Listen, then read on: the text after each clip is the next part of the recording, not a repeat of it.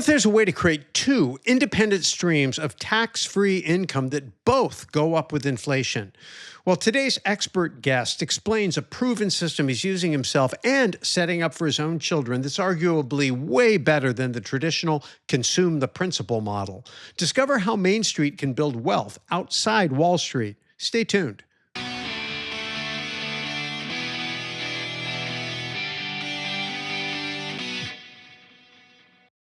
Welcome back. I'm Russell Gray. This is the Main Street Capitalist Show. I'm here with a good buddy of mine, Scott Saunders, and I'm going to tell you just a little bit about him and let him fill in the blanks. But I first met Scott because he's a member of the Collective Inner Circle Mastermind, and some of you may know that Ken McElroy, George Gammon, Jason Hartman, Robert Helms, and I are partners in a mastermind called Collective Inner Circle, and it was a merger of two programs, and so we kind of inherited Scott.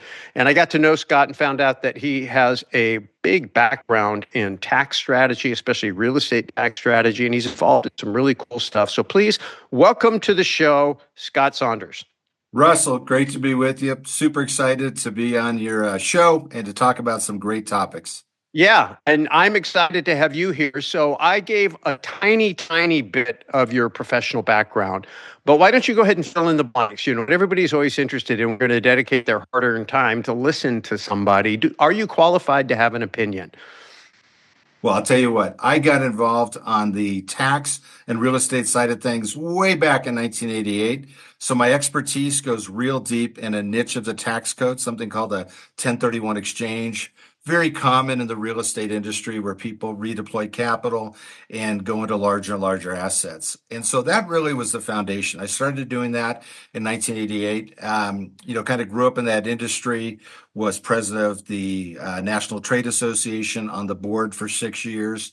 And in that role, I spent a lot of time meeting with people in Congress, really as an advocate for pro-business, taxpayer-friendly tax policies, both with the Senate Finance Committee, House Ways and Means. And I did that for a better part of 15 years and still do that. Just trying to educate people, both parties. What are policies that are good for business, good for people to grow businesses, increase their profitability, and instead of heaping on more regulations and more burdens, what can we do to help educate them as to what do we need to do to keep things efficient so people can grow their businesses, grow their capital, multiply it, and create jobs. So did that for a long time. And then at the same time, on the personal level, I started building a real estate portfolio. So I went out and started buying assets in different markets, and I've scaled up and built a portfolio primarily of single family, some multifamily, some other assets. So I've also kind of done that on the side. And in the process of doing that, the group that I was associated with, I'm now a coach in that system, and I help show people how to do that, how to retire in 10 years or less, kind of optimize some things and grow a real estate portfolio with the whole goal of being financial freedom. You know, letting people grow where they take the money aspect off, and now they've got the ability to step into a life that they're passionate about, gifted towards, and they can make a contribution in areas that are important and really jive with their personality and their strengths. So that's what I've been doing just recently, and I'm super excited to do that. It's just kind of been an outgrowth of what I've done on my own personal investing, stepping into that community. Well, what I like about it is, first of all, it's a little bit diverse. You've got years of experience. It's firsthand experience.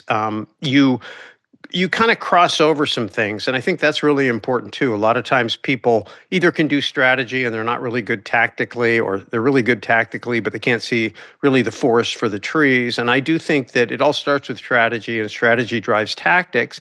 And then you've got this landscape that's changing. There's, a few things that we can control as individual investors and entrepreneurs, and then there's a whole bunch of things we can't control. It's this environment that we work in. I call it the ecosystem, the macro system.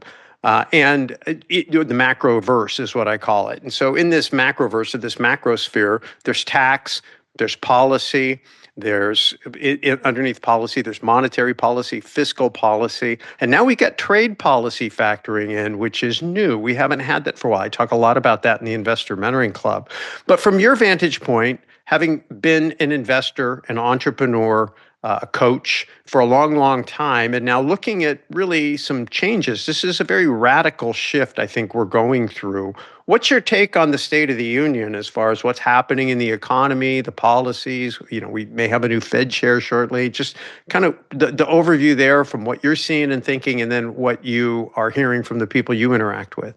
Yeah, well, when you look at State of the Union, you look at there's a lot of uncertainty, and you've just looked at recently the investments that go into some of the assets that people go to when there's fear, things like gold and silver and precious metals. So we've seen over the last few months a lot of capital allocated to those. And I think that's kind of an outgrowth of what you talked about, right? Trade policy, some uncertainty, political things. We've had a lot going on. Our country is very involved on the national stage, and I think there's a lot of uncertainties to know where's that going to go. So I definitely see investors looking to go towards kind of traditional stores of value, things like precious metals. I'd put real estate in that category. Now, the real estate market has certainly gone through some challenges, particularly commercial side, office, multifamily. In the last few years, it's been a challenging market, but real estate as an asset class tends to be a good store of value. It doesn't necessarily exceed inflation, but it's a place where people can park their capital and they can at least keep up with the inflationary forces. And I think you mentioned the change in the Fed. I think that still introduces some uncertainty. What's going to happen with new leadership? Maybe I know you and I probably looked at the approach, and this is an individual that will probably take things a little bit of a different direction, but we don't know. We're sitting here in early February. We have no idea what's going to actually take place and transpire. So again, that adds uncertainty. Uncertainty is never good for entrepreneurs and business owners. We like to have constants and a little bit of predictability. So right now, I think the message is uncertainty, and we're all trying to operate and thrive in that backdrop and being nimble and having to know that maybe we've got to pivot and make some adjustments as things come our way. Who would have a couple of years ago thought tariffs would have been an issue? And yet they've been introduced, and frankly, they probably haven't been as much of an issue, overblown concerns with that. And we've actually got some nice benefits where we've had revenue come in, which didn't have the downstream spillover effect that many people forecasted. So who knows? We're in interesting times. It's a great time to be alive. A lot of opportunity, a lot of potential, and probably a whole bunch of challenges alongside it. Well, they can't see you on the screen, but I can tell you, Scott's a big man. I don't know if you ever played any football, but I played a little bit of football, believe it or not, when I was a little bit bigger, not taller, but just broader and huskier. And played a little bit of linebacker. Wasn't very good, but one thing I learned about was reading and reacting, learning to read and react. And so I took those lessons and I think, okay, what are my key indicators? What should I be paying attention to? And so anybody that follows me and listens to the things I talk about, the things I watch, people I talk to, it's all about understanding that the vast majority of things that are in the environment that we're navigating, we don't have any control over. So it's our ability to read and react and really to understand the mechanics of how when something starts way up high in the macrosphere, how long it takes to trickle down. And I use the mousetrap analogy, all the cause and effect, cause and effect, cause and effect, until that trap comes down. And if you see it coming, then you can get out of the way. So you talked about uncertainty not being good, but the flip side of it not being good is it actually, for those who are aware and prepared, becomes a competitive advantage because while everybody else is paralyzed with fear, people who have done a lot of what if scenarios, practice the fire drill, if you will, know what to do in terms of when a certain indicator moves in a certain direction.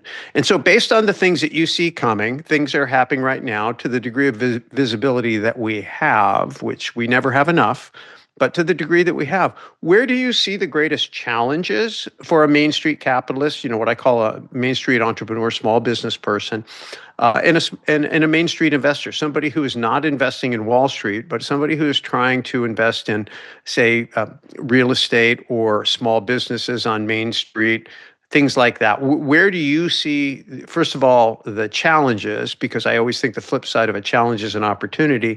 But where do you see the greatest challenges, and what can people do to avoid those risks? And then what do you see potentially as the backside opportunities, and what can people do to take advantage of those opportunities?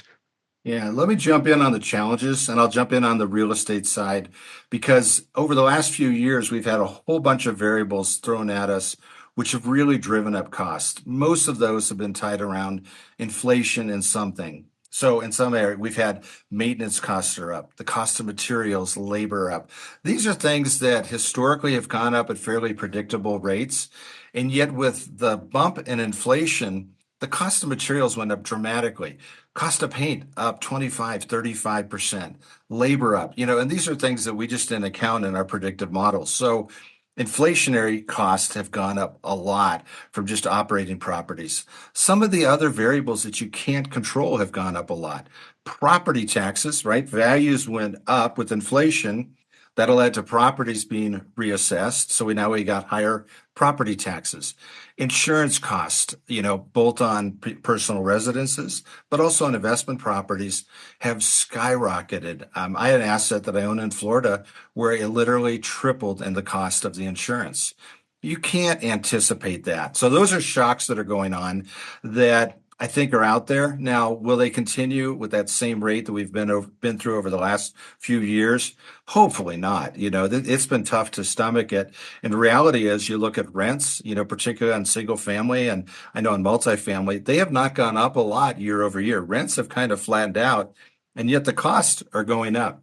So that's going to mean there are opportunities that people can do. Take advantage of services to challenge your property tax. I'm working with a new service that uses AI to do that in some very creative ways to actually produce a report, deliver it to the county, and say, look, we've looked at all these variables. Your assessment isn't right. And so I think that's an area you're going to have to, as an owner, step into ownership of taking advantage of what you can to drive down costs. That means shopping around for insurance. If you own a lot of assets, I've set up what's called a master policy. So I have all my assets on one master policy. It gives me one single point of contact. Now I've reduced some of that friction of having all these different providers in different states. So looking at ways to increase your efficiency, I think is going to be really critical. When we look at the landscape, we are seeing some interesting things of just migration patterns, right? We're seeing capital and businesses, and it's been going on for a long time, but it's accelerated in the last few years. Look in California, where just the threat of a billionaire tax is driving billionaires who got ahead of that, moved out of the state. And so I think when you look at just that, you want to look at demographics and migration patterns. If you're investing in real estate or even a business owner, you want to look at areas where population is going to grow, where there are going to be more jobs, where there's going to be more needs for goods and services. So you want to look at these patterns. Certainly, we've seen a migration out of California to Arizona, to Nevada, right? A no tax state, to Texas. We've seen capital go to Tennessee. On the Northeast, we've seen capital leave New York, New Jersey, and come down to Florida and North and South Carolina, Alabama. So I think, there's a potential there for both business owners and investors to get ahead of that and to study some of those migration trends. Look at things like the U-Haul reports and some of the data that between some good reports and using AI, you can get a good handle on where are people moving to, where are businesses going. Those are probably good places to invest long term. And now I'd add my own personal spin to that, which would be you probably want to invest in markets that are favorable, they have a good business climate, tax structure is fairly low. If you're a landlord, you want to be in a place that's at least landlord neutral or landlord friendly. You don't want to be in a state where the laws are favoring tenants and they're not really equitable. So those are the things that you've got control over. You line up the demographic trends, you then line up some of the legal and regulatory structures, and you can identify really easily a few key states that are good places to invest. That's where you want to grow your business. That's where you want to invest in real estate. So interesting because as I was listening, I always look for what is the common denominator. And I don't know if you picked it up, but if you go back and listen to this, and I encourage anybody listening to this to go back and just replay that little segment where Scott was speaking, because the core thing was policy. Policy is what drove people to move from California to Arizona or to Nevada. Policy is what's getting people to move from New York and New Jersey down to Florida. And that is local policy. That's policy happening at the state level. It could be policy happening at the tax level, at the federal level. but it could also be the state level.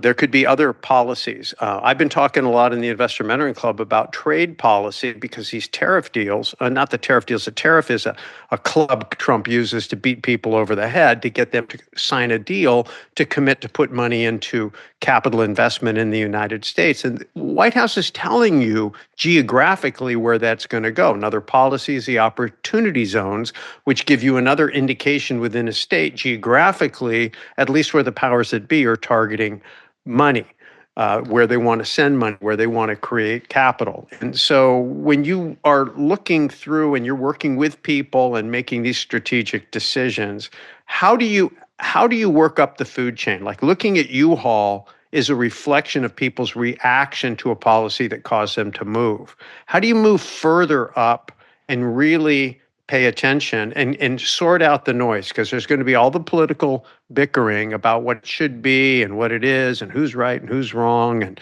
ad hominem attacks and all the stuff that we can't stand about politics. Then there's going to be the actual policy that's being floated.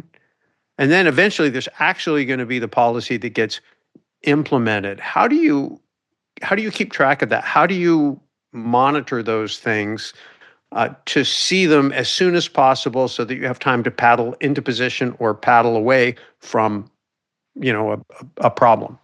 Yeah. Let me give you a simple illustration on that, Russell. If you look at policy, look right now, there's a lot of talk about property taxes. And there are, I think, 5 or 6 different states that are looking at reducing property taxes.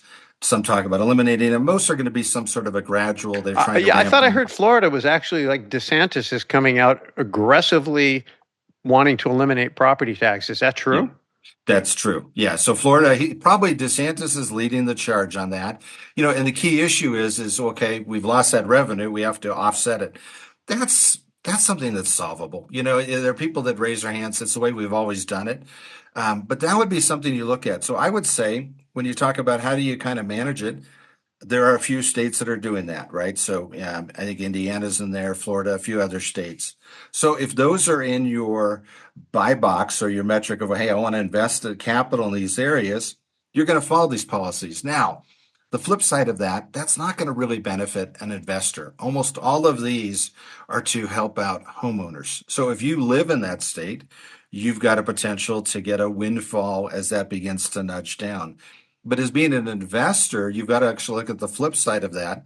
What are they going to do and what are the proposals? Are we going to create a benefit for homeowners?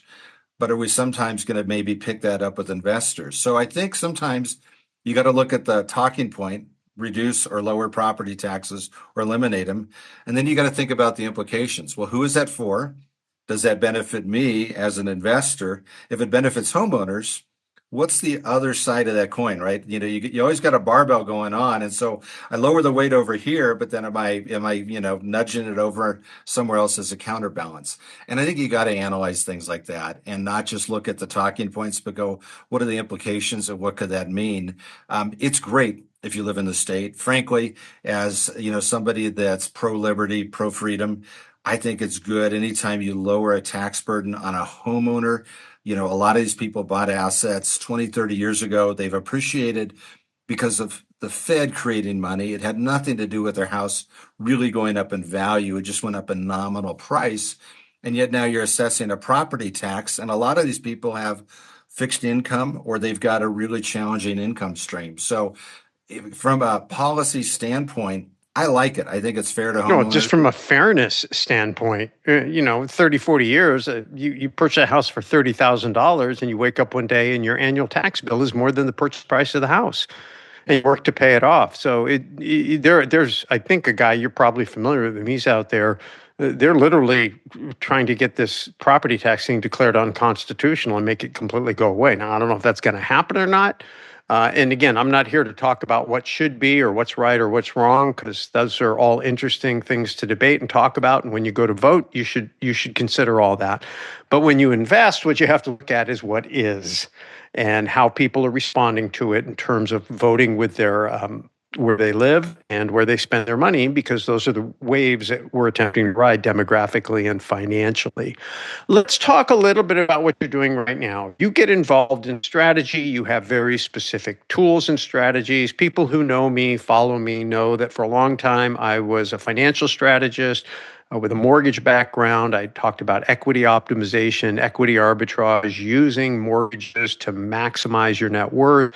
And that was all based around real estate. After 2008, I found out that being in a mono silo was a mistake because I didn't understand how other asset classes, and I thought I was completely insulated from Wall Street. And that's where I picked up my interest in gold. And I always have felt like gold was a better place to store equity on my balance sheet than real estate. And so debt and gold and real estate all fit together. You think similarly, but you're using different tools. So enlighten me, because I'm interested, and I'm sure it'll be enlightening to everybody listening as well.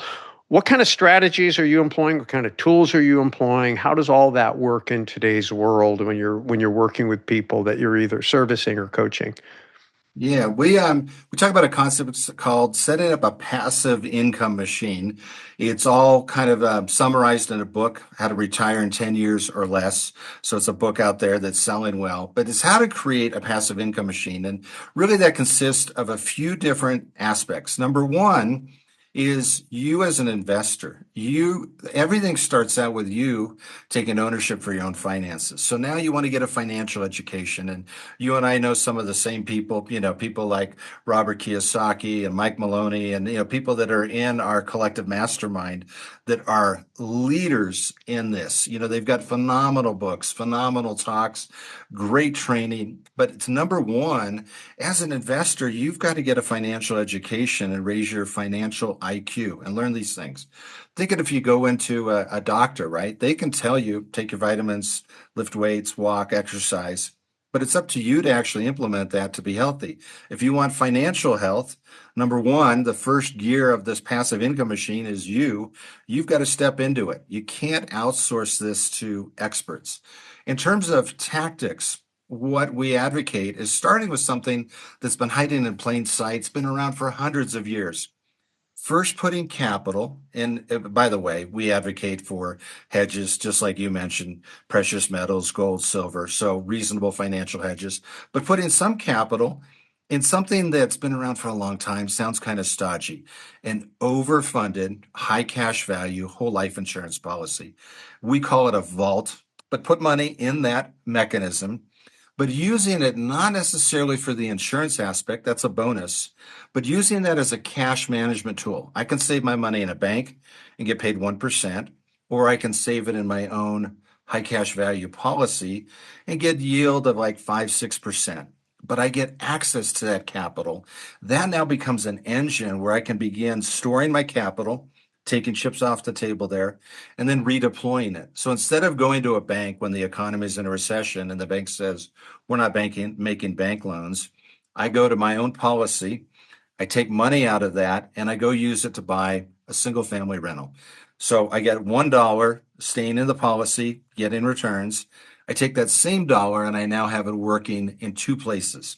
That's getting impact. That's working smart. Now I take that dollar and I go ahead and I buy. And in our world, we recommend what are called turnkey single family rentals. So just your typical plain vanilla, a lot of times in the Midwest, nice asset, brick quality asset, but not necessarily a showstopper in South Florida for millions of dollars, not in the slums, what I would call a B asset, a solid 3 bedroom, 3 or 4 bedroom, 2 or 3 bath home that a normal person wants to live in, and you're going to get a long-term tenant. So you take the money out, you use that as a down payment, and then you get the bank's money, you get good debt for the other 80%. So right now you're starting to use leverage both from your vault and you're starting to use the bank's money, and you buy a single family. And the reason we kind of advocate that is a lot of us are working. We own businesses. We're working in a job. I don't have the time to manage all my assets and do the fix up and all that. So you're buying a turnkey asset that's already been fixed up. Everything's been freshened up, fully renovated. It's in great shape. And now you got a runway of probably 10, 15 years before you start having the major mechanical issues and roofs. So you deploy that And what we do is we create what's called a game plan to show people how to do this, to basically get a timeline to retire in 10 years or less. So you do this once, you buy an asset. Now the cash flow goes back over here to the life insurance policy, begins to rebuild that cash value. So it's building up and you're replenishing it. Then you borrow again. And so the whole strategy would be for most people, you can get to financial freedom where you've got income covering your expenses right around 20, 25 assets. So you create a system. And then the third piece of this is tax strategy, learning how to study the tax code, look at what are the strategies, what are the specific tactics that you can do to begin taking advantage of all of the business friendly and all of the real estate friendly provisions. And what that allows you to do is keep more of your money, take it, recycle it into a policy, recycle it into more real estate. So now you've got this system built up. Here's where it kind of goes. Here's the objective. If you think about retirement, a lot of people on kind of a traditional model are thinking build massive net worth, do a drawdown, you hear 4%. So you're basically drawing down and you're hoping you can keep up with inflation and that you're not healthy and you don't outlive your money. In this system, you've now got two primary assets. You've got cash value in a whole life insurance policy with companies that have been doing this for hundreds of years, long-term investment horizons. Then you build up a portfolio over here that's using good debt. So now I've got a diversified real estate portfolio with single family rentals being at the foundation of that. I can pull money out of my vault, my whole life insurance policy, or I can refi my real estate portfolio. So the goal would be now I start using inflation and I've got two independent sources of income. One, the cash value I can borrow against, which is tax free. Then I go back to my portfolio when it makes sense every 3, 4, 5 years and the rates are good. I refinance out. I replenish my life insurance policy, the cash value, and now I've got two independent sources of tax-free income. What's great about that is these dividends are going up at 5 or 6%. My real estate portfolio, let's just say it's keeping up with inflation on appreciation, so 3, 4%. Rents are doing the same. Now I've got two different assets that are going up in value. Compare that to the traditional model, which is a net worth drawdown that has a lot of taxes associated because you've got money in qualified plans like 401ks and IRAs that have tax problems. Now I've got two independent streams of tax-free income. And so it's teaching people how to kind of put that together, right?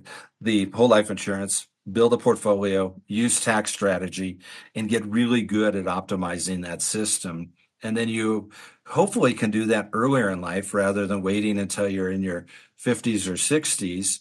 And now you bought back some time that you can take to saying, what do I want to do? What am I good at? What am I passionate about? And Well, that's this is the most fun Kiyosaki's, thing. get out of the rat race and then you get to go work on the big deals, right? You have your time and your focus and your energy and your money spending on doing bigger deals, making more money, achieving your dream faster. So if you've never played Kiyosaki's cash flow board game, that game teaches. But Scott, you mentioned some things that I think are worth talking about that I just want to help people because I know the first time I started hearing about what is called infinite banking or what you're calling vault, all the different words, but the idea of using paid up annuities attached to whole life policies and taking advantage of the tax benefits and some of the privacy, asset protection. And if you're going to have counterparty risk over $250,000, you can make the argument to be safer with a life insurance company than with a bank because bank balance sheets aren't great. Their claim to strength is the fact they're backed up by the Federal Reserve and the FDIC.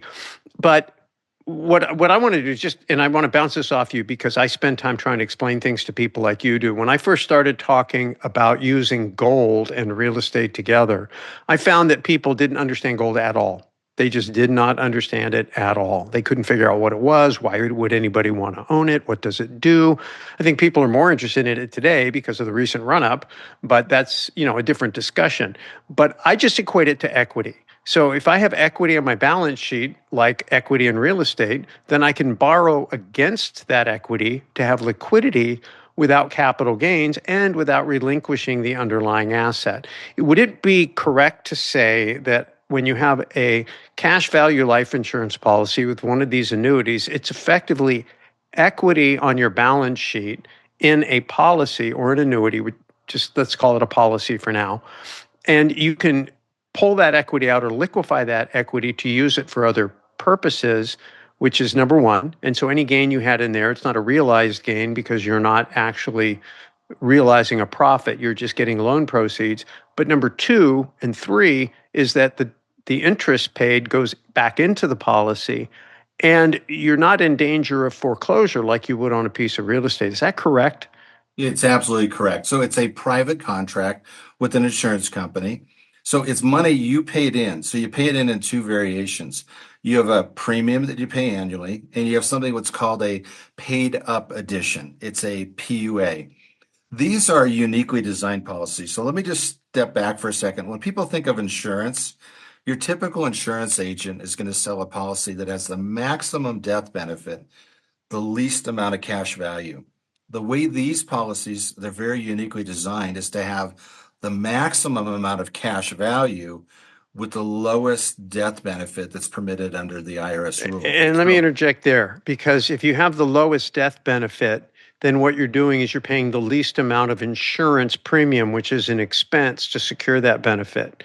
Now, if you do need more, you can buy a lot of death benefit for a lot cheaper and marry that to that. I mean, I don't know. That's what I would do if death benefit. But you're not. I think the point is when people hear the word life insurance, they automatically think what they're focused on, what they're purchasing, and what the main thing is death benefit. And what I hear you saying is no, it's you're taking advantage of not a loophole, but way the law was created. So there has to be a relationship between the death benefit and the equity. But the goal is to have the amount of death benefit small and have as much equity in the policy as you can to still qualify for all of the legislative or the legal benefits of having the policy and the way it works from asset protection, privacy, tax advantages. Is that right?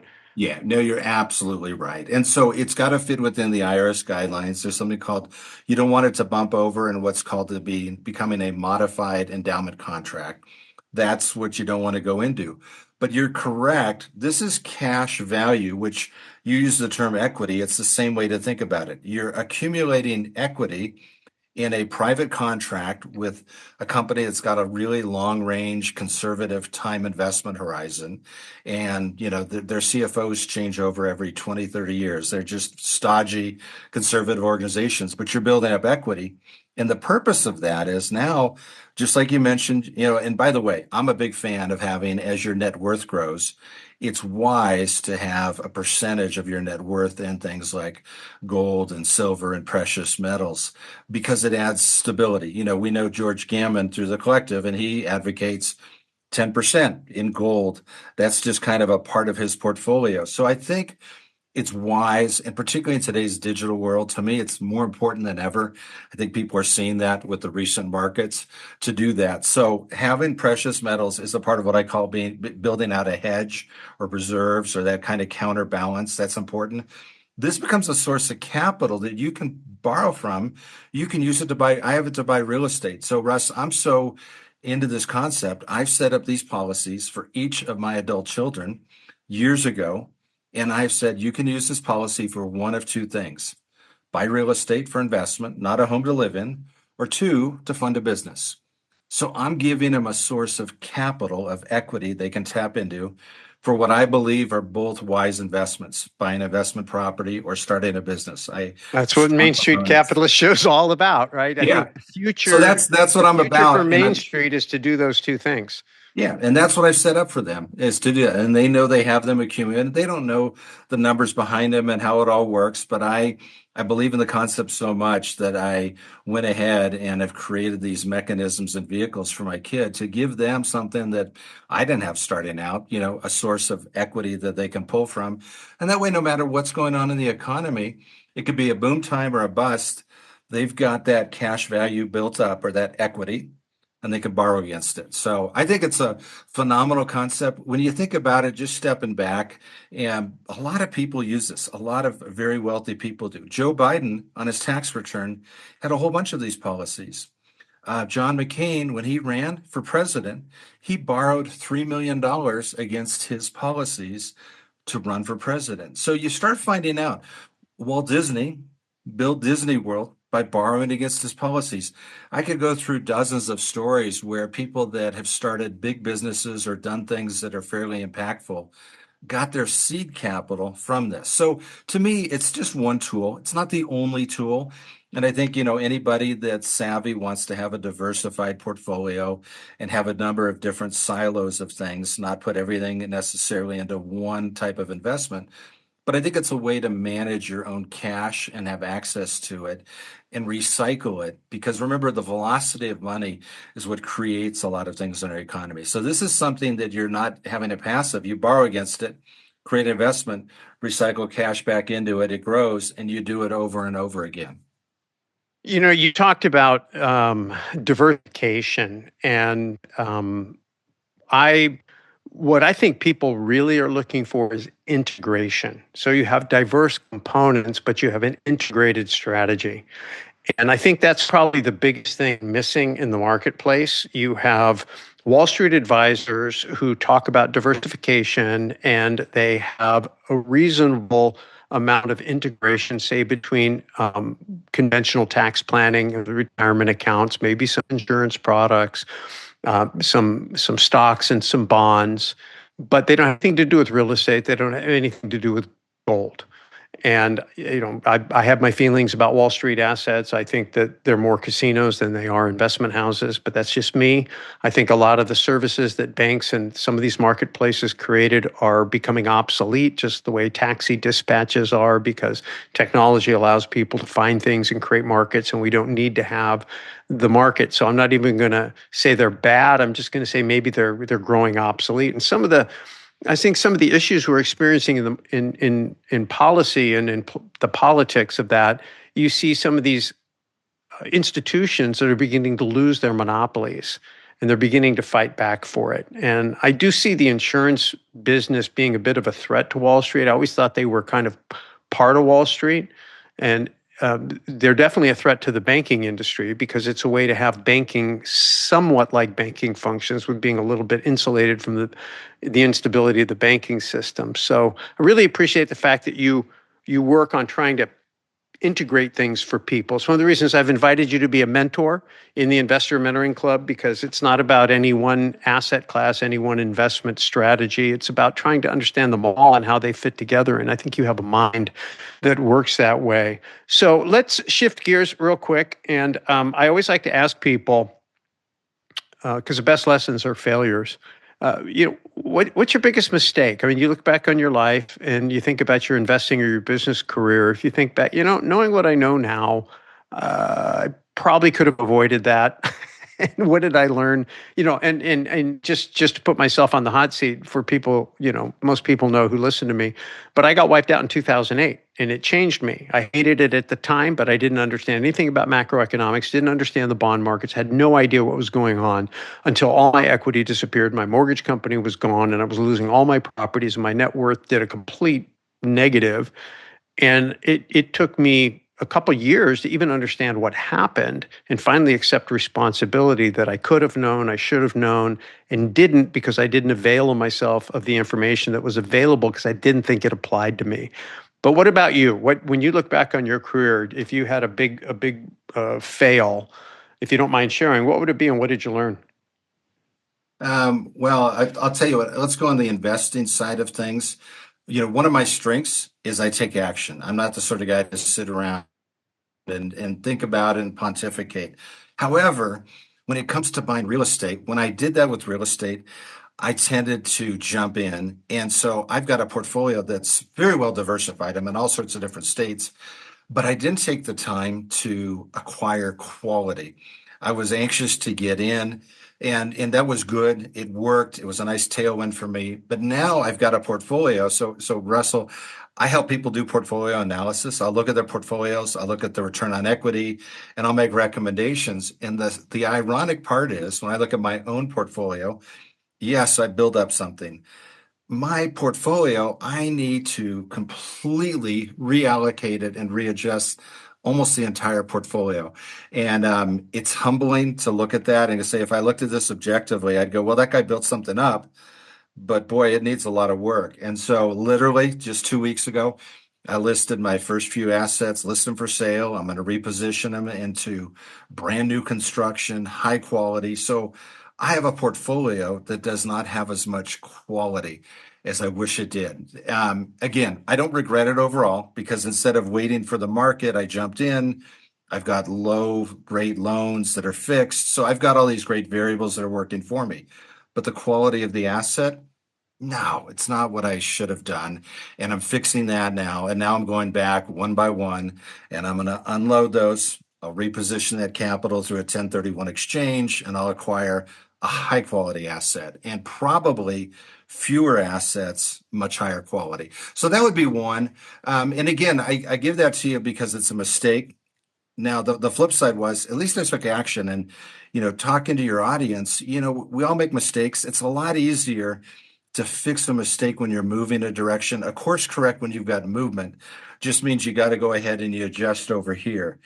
That's easier. When you don't have any movement and you're just pontificating and sketching out and analyzing and doing spreadsheets and AI, but not actually into the game, it's a lot harder because you're really not playing the game. You're thinking about playing the game. So, it was a big mistake, but yet I would say a lot of people spend a lot of time analyzing and preparing. And sometimes it's just good to jump in. I would say along those lines. And, Russ, you talked to me about gold. And I remember our conversation when we talked about that, of looking at that as equity, no different than real estate.